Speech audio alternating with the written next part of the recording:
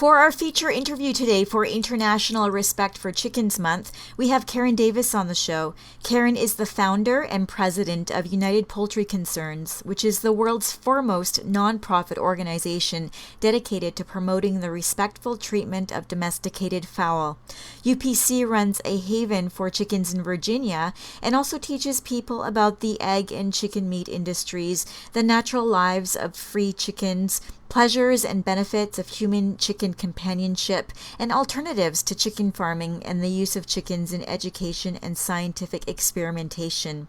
In the time that we have for this interview today, Karen will be touching upon some of these issues that face the world's chickens today. Hello, Karen, and welcome to the Animal Voices radio show. Oh, hi. Thank you, Allison. I'm delighted to be on your show today. Well, I think that we can safely say that you can be called an expert when it comes to understanding not only the many societal issues that face chickens today, but also the behaviors of chickens in both their natural and unnatural environment. First, I'd love you to start by having you tell us your story about how you became to be personally connected to chickens yourself. Yes, Allison. Well, I did not grow up around chickens, even though I grew up in a small town in Pennsylvania. But when I started reading about animals and animal rights in the early 1980s, that's when I became acquainted with chickens. I was one of the first volunteer interns for Farm Sanctuary, which was just getting started in the mid-1980s. And a huge experience for me was when my then husband and I moved to a little place that we rented in Maryland, where it turned out that our landlady was raising a small flock of chickens for tax purposes to get tax exemptions. So I began to visit these birds every day when I discovered them accidentally in June.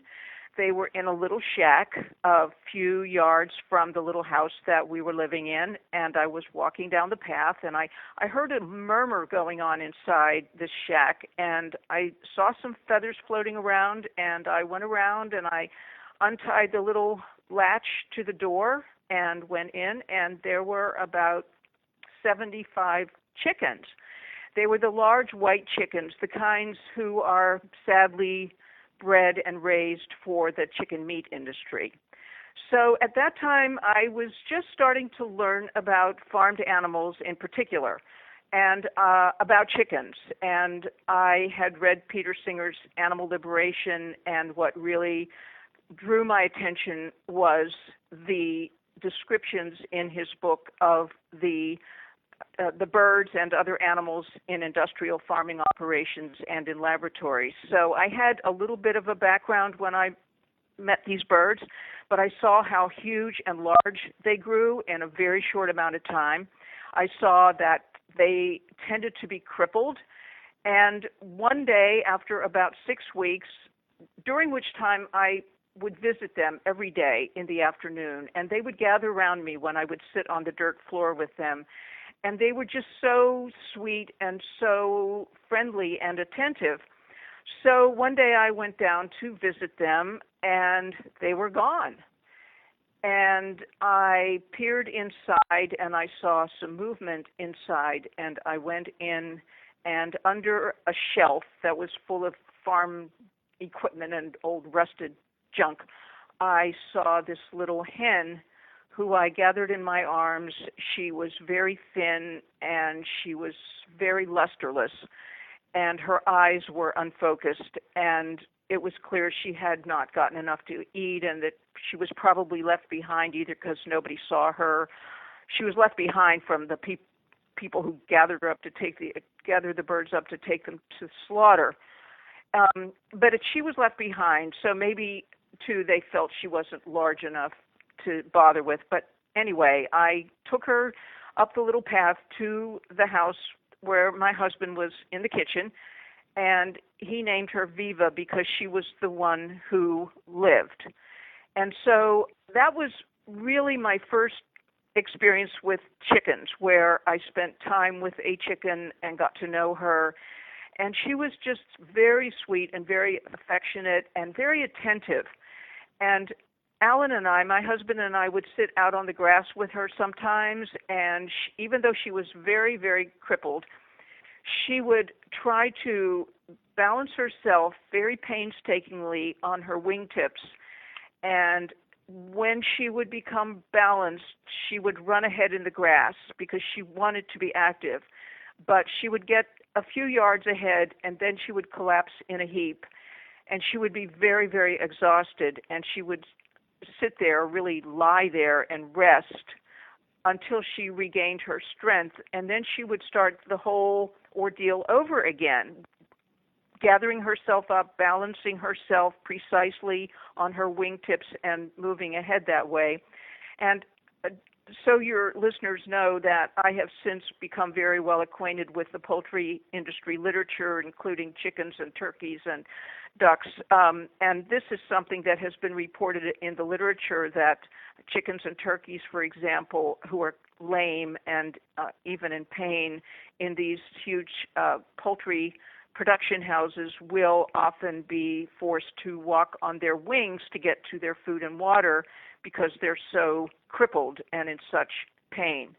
So Viva was really very instrumental in my decision to start United Poultry Concerns in 1990. I met her in 1985, and meeting her and then subsequently working for 5 weeks for Farm Sanctuary when they were still a very, very tiny operation in Avondale, Pennsylvania, and meeting the chickens there and the turkeys and the ducks, I've always had a very strong affinity for birds my whole life, but I didn't know these birds. And so I loved all of the farmed animals. They were all new to me. And the chickens and the turkeys and the ducks, and also there were 2 geese. I was just so drawn to them, and I loved to go into the little pen where the chickens were because they would all run up to me, and if I would lie down on the ground, they would walk all over me, and they would peck gently at my hair, or I guess pick off any little pieces of, the grooming, in other words, any little flecks of anything that they were very, very gentle with their beaks. And I just fell in love with chickens, and so meeting them personally, getting to know them that way, and simultaneously educating myself through reading Animal Liberation and other books about the modern poultry industry led me to decide to start an organization that would focus attention particularly on chickens and turkeys because these birds are the largest number of abused land animals on the planet. Perhaps mice in laboratories would only be comparable in terms of the vast, unimaginable numbers. The only numbers of that exceed these animals in the world of abuse would be aquatic animals. So, knowing these chickens and meeting the turkeys and realizing the vast numbers of them in the farming systems, and just having this real love for birds and loving these birds, I realized that my calling was to start an organization that would educate people about them, not only who they are when they are in these terrible systems suffering so profoundly, but who they are when they're able to live as they evolved to live in the tropical forests of Southeast Asia and the Himalayan mountains, where even today their contemporary relatives are hardy, family-oriented, very vigorous birds whose lives we have so ruined and debilitated for food production. So I want to talk a bit more about that. I know that as part of United Poultry Concerns, you run a chicken sanctuary. Can you tell us a bit about the sanctuary, how many chickens you have, and what kinds of situations you have rescued them from? Yes, well, we do have a sanctuary, and I actually started taking in rescued chickens shortly after I met Viva in around 1986 or so. 4 years before I incorporated United Poultry Concerns as a nonprofit organization. And my experience meeting chickens, I just love them. The more I met them, the more I liked them. So our chickens over the years have come from various sources. Certainly from the chicken meat industry. We are located on the eastern shore of Virginia, and this whole mid-Atlantic area is one of the largest chicken producing areas in the United States. So many of the birds we've had over the years have come from the Purdue Tyson chicken type operations, the kind of birds that Viva was when I met her and her companions. We've taken in many hens over the years from the egg industry, including in September 2013, 50 hens who were rescued by Animal Place in California, who were flown in a private jet to the East Coast and ultimately brought down to our sanctuary, and they're out in the yard enjoying themselves right now at this very minute. And then we've taken in a number of chickens and turkeys, and we also have 2 male guinea fowl. And they have come from various humane societies, both in Maryland and in Virginia. And we just took in a rooster from a cockfighting background in Manassas, Virginia, which is a couple of hours outside Washington, D.C. So this rooster, a lot of people think that roosters from cockfighting backgrounds cannot be rehabilitated, can't live normally with other chickens. And Monarch is doing great. He's a very gentle rooster. He's got 7 adoring hens, and they're out there enjoying themselves in the yard right now. And we've had other roosters from cockfighting operations, as well as hens. There was a big rescue back in January of 2009 by the Humane Society of the United States of birds from a cockfighting operation in Mississippi. And we took in 50 of those birds, 2 of whom turned out to be roosters. One was very, very crippled, and he lived here for 2 years and then died of the complications he suffered from. But the other rooster, who I named Mr. Sippy, is doing fine. He's got his hens, he's got his wonderful yard, and he's just a cheerful little rooster. So cockfighting is certainly another source of the birds we have at our sanctuary.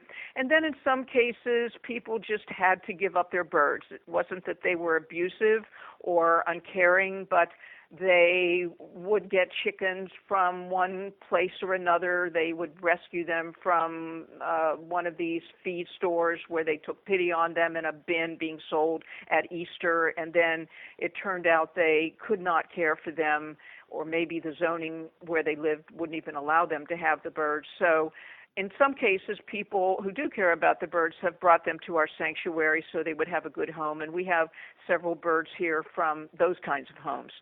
So we basically had, over the years, just about every type of chicken, roosters and hens, various ages. We, of course, never allow any birds to hatch at our sanctuary because we give a home to birds who already need a home rather than adding to the population, although I have to say that in all these years, going on, more than 30 years, we have had 2 accidental chicks, and widely spaced. One time was when we were still located in Maryland, and then in December of 2009, one of our hens, a little silky hen, was sitting on, her name was Willow. She has since passed away, but she was sitting on an egg on a very, very cold day in December. There was snow on the ground, and I thought she was just sitting on an egg that had no possible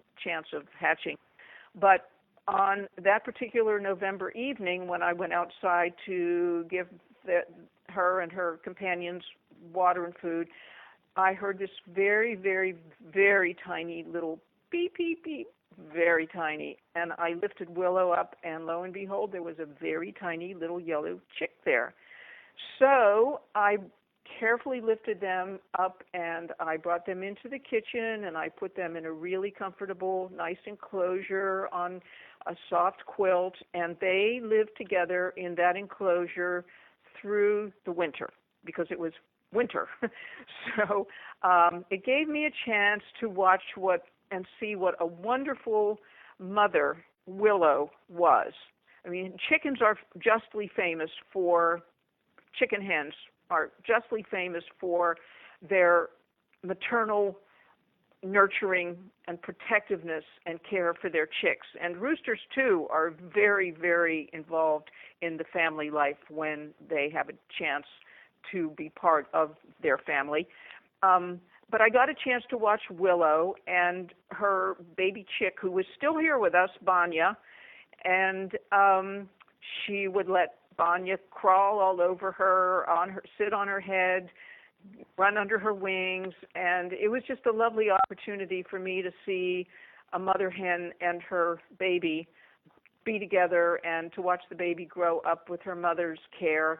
And it was so nice, too, because when we finally put them out on the porch and then into the little side yard, then they would always come up in the evening and sleep on the porch, as Banya still does. They continue to be together and to spend time together, and obviously to be closely bonded. So that was the one chick, along with one several years ago in Maryland, who was born unexpectedly, but we were glad to have them. But our policy is that we gather the eggs, we hard-boil them and feed them back to the birds in our sanctuary. We do not consume eggs ourselves. We're vegan. Mm-hmm.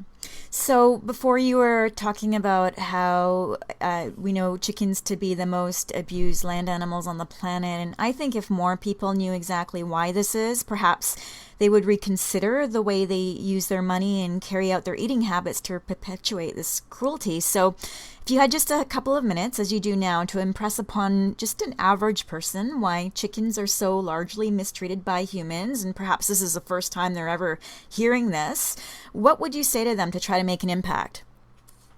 Well, I'm always saying to them, trying to make an impact one way or the other. So what do you say to them, right? Well, I point out that these chickens, I let people know where chickens come from, that they come from a world of sunlight. They have excellent eyesight, they have excellent hearing, they have full color spectrum vision. They are very vivid birds with very powerfully developed senses, and they are very social birds, and they are very intelligent and very emotional. And here they are being locked up in these filthy, dark, industrial compounds, these long, 500-foot-long sheds. Somebody writing for The Guardian a number of years ago described opening the door of one of these sheds filled with many thousands of baby chickens, because they're all babies. If they're raised for the meat industry, they go to slaughter at around 6 weeks old. He said what a shock it was to see these young chickens, not only because they were so huge and because the shed was so filthy and so full of burning ammonia fumes, but their behavior, he said, they were just a sea of stationary gray objects. Not a sound came from them, no movement, nothing. And I tell people to realize what we've done to chickens, that we have taken this lively, curious, interested, and interesting bird, not only from their natural homes, but we have dismembered their family life. We have taken them from their earth. We have deprived them of their earth rights. We have taken them from the earth, which they love, from the sunlight. We have stripped them of all comfort and all joy, and we have put them in these dark, filthy, colorless places. Well, the color is the color of sepia colored, the color of just brown. We keep them in the dark. That's how chickens are raised. They're raised in almost complete darkness with just enough light so that they will find their food pans, which of course are all over the floor, along with all the droppings that accumulate over years before they even clean out these houses through many, many flocks of thousands and thousands of baby chickens. So they keep them in the dark so that they will do nothing but just sit and eat and turn into a pile of meat. So these birds, naturally, living the way they are forced to live, their immune systems cannot cope with the load of disease organisms. That's one of the big issues. I don't know if you or your listeners saw the recent program on, well, in the United States, the public broadcasting station's Frontline, which is presents documentaries on various important issues, but they just did one 2 weeks ago on the fact that poultry, not only in the United States but worldwide, go to slaughter just loaded with salmonella, campylobacter, and other bacterial disease organisms that are responsible for many, many thousands of people dying, becoming extremely sick if they don't die, developing terrible stomach cramps, terrible diarrhea, wishing they were dead if they're not. And what happens, too, is that often when people recover from this terrible foodborne poisoning, of which poultry is the main cause throughout the world, these disease organisms, such as salmonella or campylobacter or listeria or E. coli bacteria, don't necessarily leave the person's body when they feel better. They can migrate to their joints. They can cause arthritis later in life and other illnesses that people would not normally attribute to when they got that terrible food poisoning from eating poultry products. And these days, you just hear constantly about chicken being covered with all of these pathogens, that is, these disease microorganisms, and turkeys too. And in many cases, you hear about a recall of chicken sausages and patties, and of course, it also affects the pet food industry because the terrible stuff that goes into standard pet food, which is even worse. So we're looking at birds who are sick. They suffer from so many diseases. I've really discussed in detail in my book, Prisoned Chickens, Poisoned Eggs, an inside look at the modern poultry industry, some of the major diseases, what they call production diseases, diseases that chickens and turkeys would never normally suffer from and never normally suffered from before they began to be collected into these huge, crowded, filthy conditions without any natural sunlight, where their immune systems are overwhelmed with the psychological stress and the physiological stress and just trying to fight off all the effects of filth and infirmity. So, you know, you have these birds being sick, and they're not healthy, and they're not a health food. And a lot of people have the idea that if they're eating a white chicken breast, that somehow that whiteness is the equivalent of purity or cleanliness or healthiness or who knows what. But the thing is, a lot of that whiteness comes from the chlorine and things that they use in the slaughterhouses to cover up wounds and bruises and other things that these birds go to slaughter carrying. And the white breast also is a breast that is completely undeveloped as far as the muscle should be, because really all animals who are raised for meat in our society are the equivalent of veal calves. They are kept very, very crowded and very stationary. And this goes back in history. This is not new. It's just the numbers of animals that's really the new phenomenon beginning in the 20th century. But keeping animals very, very crowded and stationary so that their muscles will not develop. I mean, we all know that about baby calves who were intended for the veal calf trade. But this is how animals raised for food are kept. They are intended to be stationary. They are kept stationary so that their muscles won't develop, because when the muscle develops, then it becomes tough and stringy, and it's a muscle that's been used. They also don't want the animals, certainly these birds and other animals, to move, because that's considered to waste food, what they call feed. They don't want to spend money feeding birds that will turn into energy. They only want the feed to turn into either a big pile of meat or a great big bunch of eggs, or in the case of cows, a big bunch of milk. And so really there's no way that you can exaggerate the agony of chickens and turkeys and other birds raised for food. One of the things that I let people know is that every piece of bird flesh from a standard commercial operation was riddled with electric shocks, because when the birds go to the slaughterhouses, we have two huge slaughterhouses just up the road from where we're located here in Virginia.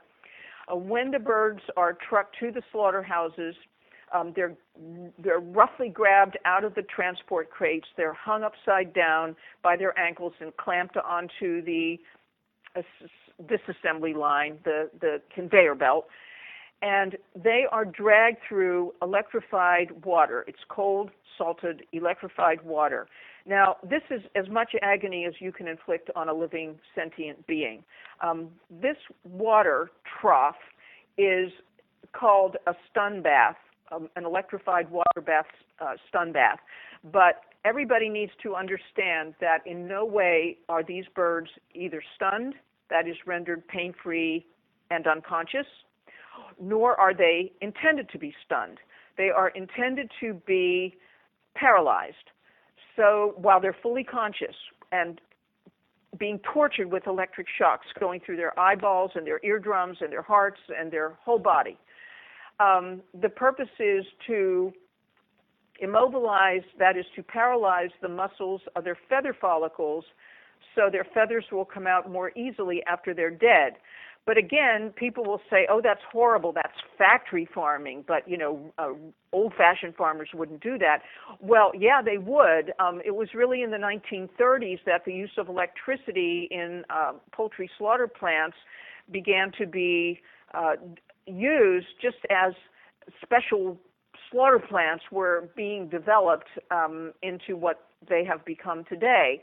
But traditionally, for example, and I'm sure on some small farms, maybe many small farms to this day, they would hang the birds upside down and then take a sharp knife, and there's a groove in the roof of the mouth inside, and they would take that knife and dig that knife up into the brain of the bird to scramble the brain so that the muscles are paralyzed.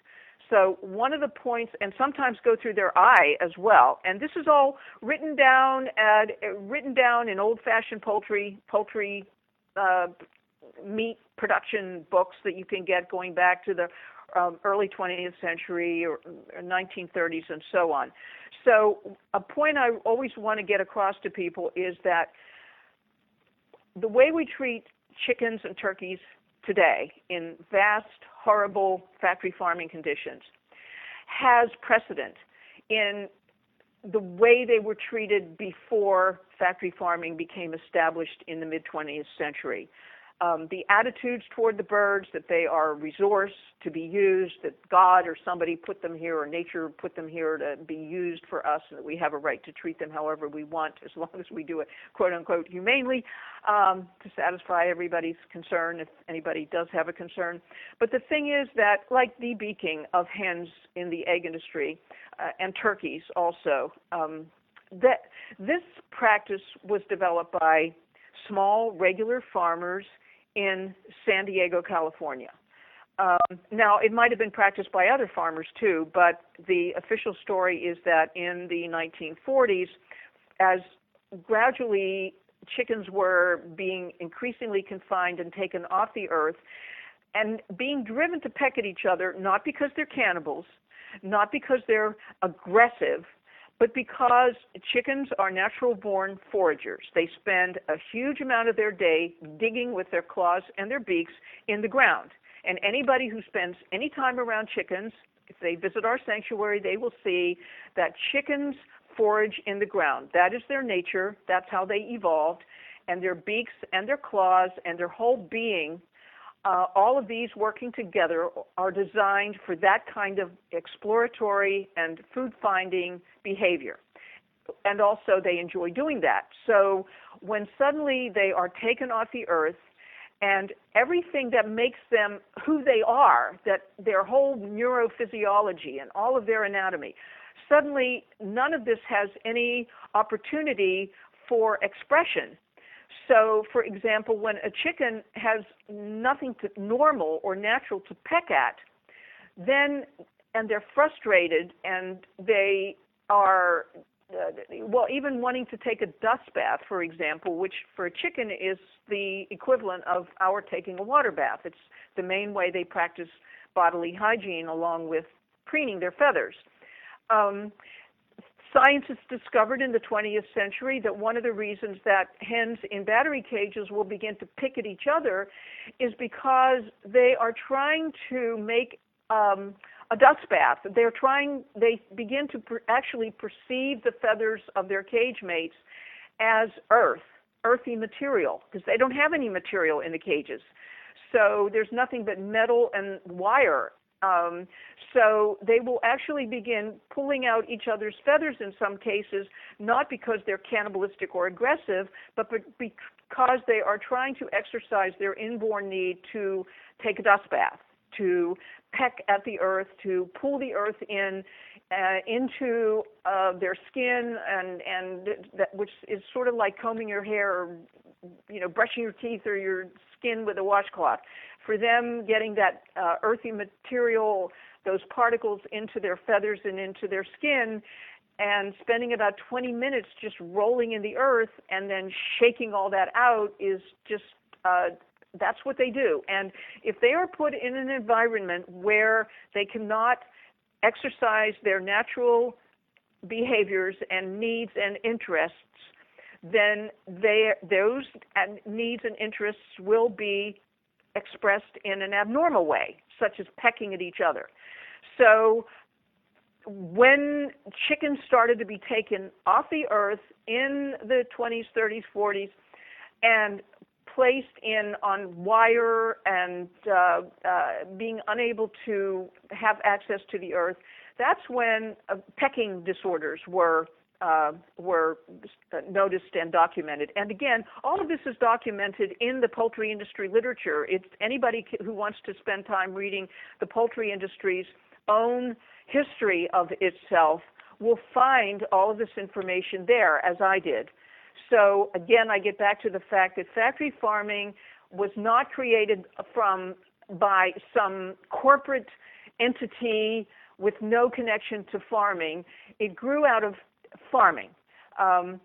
Purdue, for example, who I assume most people have heard of, one of the first, Purdue Farms, Frank Purdue, notorious Frank Purdue, in Salisbury, Maryland, which is just about 2 hours north of where we're located here in Virginia. He was the first, his company, they started out, he and his father, they were just regular chicken farmers, just mainly selling their eggs and slaughtering their birds for the local community and their own consumption. But they were the first company to actually brand themselves. They actually hired a Madison Avenue company to come down and observe the whole business, the slaughter process and everything. And when the PR company came down to see how they operated, in order to come up with a slogan that would distinguish Purdue from just regular commodity chicken products, they saw how horribly Purdue treated not only the birds but also the workers. So they came up with the first slogan that branded a chicken product as distinguished from just regular commodity chickens, it takes a tough man to make a tender chicken. And that became the slogan that was associated with Purdue for decades. So there's a lot, again, to learn about the poultry industry, but again, people need to understand that in Asian countries, factory farming has gone on. I mean, crowding birds, keeping them in horrible, filthy conditions in rural areas, and then taking them into the cities. This has gone on for centuries. So we can't be looking at animal consumption, poultry consumption, egg consumption as something that is anomalous, that somehow came out of the blue in the mid-20th century and has no antecedents, and that somehow we should be going back to an earlier time when chickens were treated so-called humanely, or to mimic non-Western cultures, because really there's nowhere to go back to, and there's nowhere, when you really begin to learn about how animals considered a food source have been treated by all cultures throughout the world, you get a very different picture of the reality of things than if all you are focused on is where it all led to, which is the hell on earth that billions and billions of chickens and other farmed animals are now subjected to in the food-producing systems throughout the world. Well, thank you so much for that, Karen. I'm just really grateful for you taking the time to shed light on all of these issues. And these are just a few of them, of just some of the issues facing chickens today. And I really hope that people listening to this program will really take that information in and understand a bit more why it is that we have International Respect for Chickens Month and why we need to respect them. To find out more about Karen's work at United Poultry Concerns, please visit the website upc-online.org. Thank you, Karen, and have a great day. Thank you, Allison. You too. Thank you.